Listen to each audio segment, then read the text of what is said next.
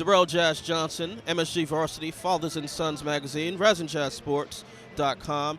I am here with the legendary New York Yankee second baseman, Willie Randolph. Willie, how you doing today? I'm doing great. Good to be here.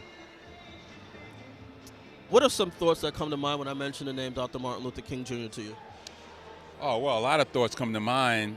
And the thought, one of the biggest thoughts is this hat I'm wearing right now, it's number 42, which is Jackie Robinson, which I feel like Martin and Jackie, Dr. King and Jackie are extensions of each other in a lot of ways. Part of the legacy, part of the civil rights movement, part of the reason why I've been afforded the opportunity to live my dream, and everyone here for that matter. So a lot of things go to my heart, a lot of emotional stuff go through me, but just very grateful and thankful that the good Lord brought those people into our lives, and they made a big difference on how we live today.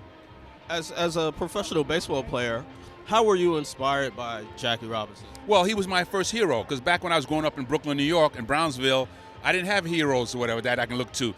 I read Jackie's story from day one, and he gave me an opportunity to dream and think and want to be like him, because I had no one to really identify with. Playing baseball, he was a second baseman like I was, so the inspiration was there. So the impact is to this day something that I'll never forget. I know Rachel Robinson, his lovely wife. I'm part of the foundation in some ways, helping out with doing what they're doing with the kids.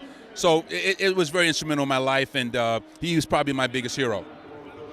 In 2014, what do you think is the significance of Black History Month, not only for African Americans, but for all people?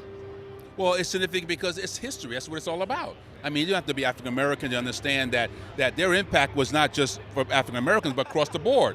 So everyone should be celebrating the day. We should all take this day to reflect and understand how important he was to not just African Americans, but everyone for that matter. So it's as big as holiday as anyone I've seen, and I'm glad to say that that we are finally honoring him, and people can understand, the kids, the adults, everyone can pass that on as far as history and teaching and educating kids on what the real deal is.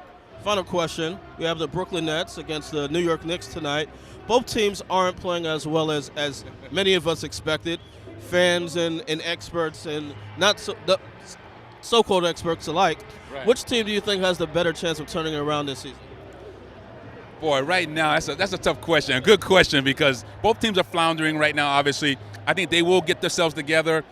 I, for some reason, give a slight nod to the Knicks. If Raymond Felton comes back strong, obviously Tyson Chandler's got to get back to it.